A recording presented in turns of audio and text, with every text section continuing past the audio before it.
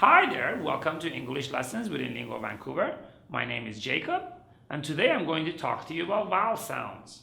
Now, vowel sounds should be simple, but most Latin students struggle with this. French speakers, Spanish speakers, Portuguese speakers, the A's, the E's, the I's, they have slightly different sounds for them, and we have different sounds for each one. We often mix up the sounds in English, so it gets very difficult. So I hope that this will help you deal with some of that confusion. First and most important thing to remember about vowels is that in English, each one has two sounds. We have a short sound and a long sound.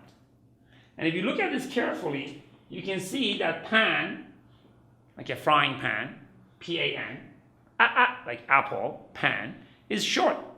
That's a short sound. But here, if I add an E, suddenly it's a new word, and now it's pane, like a window pane.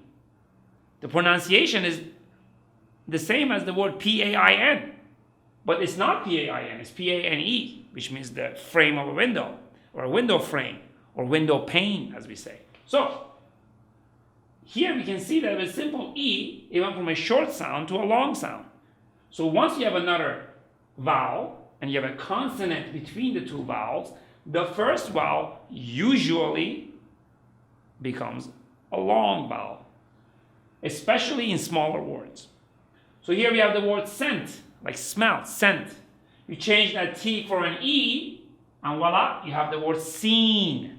So for the letter E, the short sound is A, and the long sound is E. Right?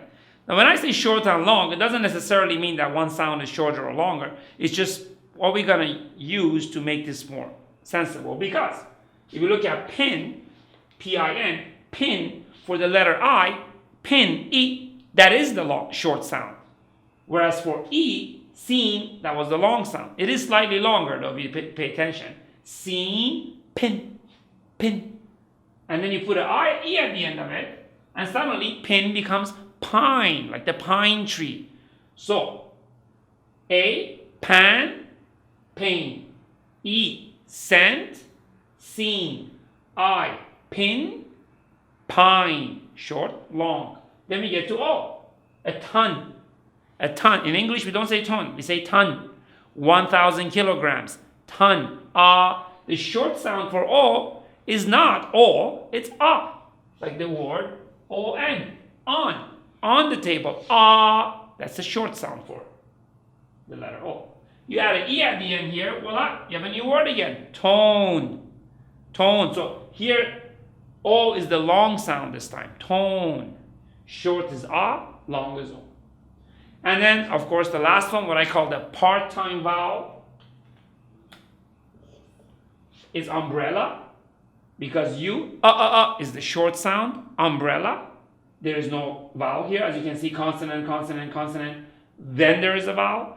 In this case, that's still going to be the short sound.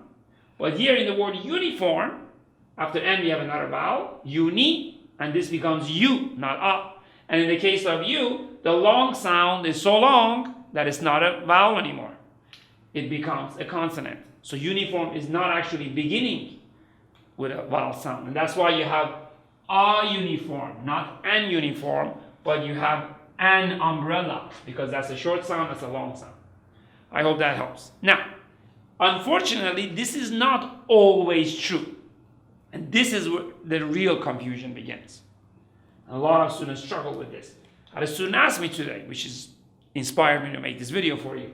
Why did we go from the word eat to the word edible? Why can't we just say eatable? It's the same damn word. Eat, able, eat, able. I wish English was rational like that. But there's the issue of phonetics. And with phonetics, the language has to sound right to the native speakers of that language. And in phonetics, rules can often be ignored, especially in English, where you have multiple languages coming together, creating conflicting sounds. Therefore, there's this secondary rule to remember, and that is, if you have too many vowels in a word, especially long ones, you can't pronounce all of them long. So here we have eat, able, A is already wrong, you can't have too long. edible. Eat becomes edible.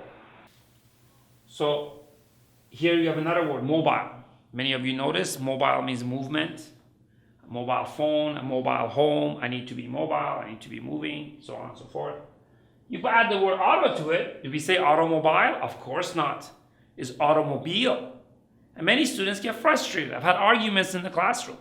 Very advanced students who are quite sure they're right because like, look, it's mobile. You add auto to it, it's automobile. Yes, I know, but this is not Lego. We're talking about phonetics. Phonetics is the sound of the language. And as we were talking earlier in other videos of mine, English was a very short and abrupt language. All these other words came from different languages.